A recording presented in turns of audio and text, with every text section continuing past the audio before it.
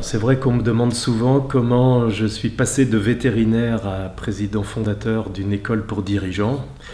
Je conçois que mon parcours puisse intriguer et pourtant les choses se sont faites tout naturellement pour moi. Alors, depuis que j'étais enfant, je rêvais d'être vétérinaire pour soigner les chevaux. Donc, je suis devenu vétérinaire et j'ai exercé la médecine et la chirurgie des animaux pendant quelques années.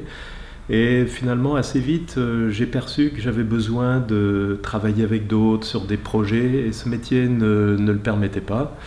Je suis sans doute un peu conditionné par mon environnement familial parce que mon père était entrepreneur et chef d'entreprise.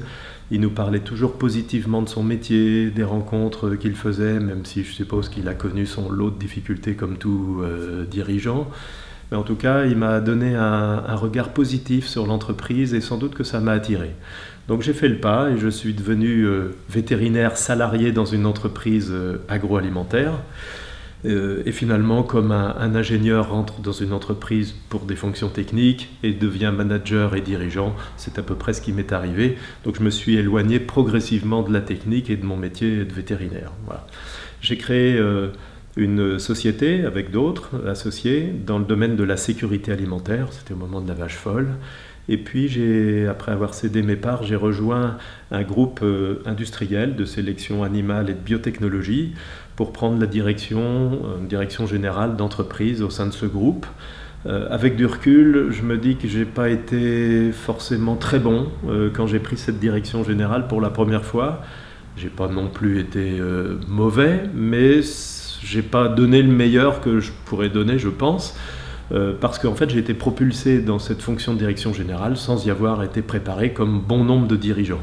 Avec du recul, connaissant maintenant l'offre du campus, je me dis que si j'avais pu bénéficier de cet apport sur le métier de dirigeant, j'aurais sûrement été plus efficace, plus rapidement concentré sur les leviers clés sur lesquels on m'attendait en tant que DG.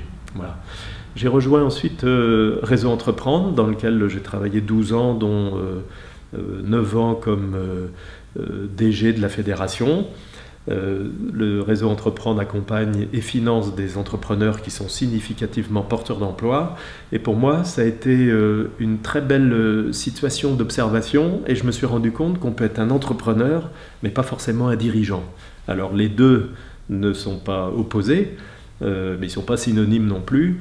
Il faut donc aider les entrepreneurs à devenir réellement dirigeants pour qu'ils ne deviennent pas très rapidement la limite du développement de leur entreprise. Et comme je voyais un besoin, j'ai regardé sur le marché quelles étaient les offres de formation au métier de dirigeant. J'ai été un petit peu déçu parce que j'ai trouvé qu'il y était bien souvent des remises à niveau sur les techniques en gestion, finance, stratégie, marketing, communication, management, que des choses qui sont nécessaires et utiles, je ne les remets pas en cause, mais pour moi, ce n'est pas là que se joue la différence entre un bon dirigeant et un dirigeant qui excelle. Voilà, c'est sur un autre sujet. Donc j'ai réuni une vingtaine de dirigeants et j'ai proposé qu'on travaille sur un parcours de formation strictement au métier de dirigeant. C'est ainsi que le campus des dirigeants est né et dont je m'occupe maintenant depuis sa création. Voilà, alors tout ça me fait penser que quand je regarde mon parcours, je dis à mes enfants et aux jeunes que je rencontre, ne soyez pas victimes de votre diplôme, vous avez une grande chance d'avoir un diplôme pour démarrer dans la vie et ça vous devez vous en réjouir, ça va vous aider.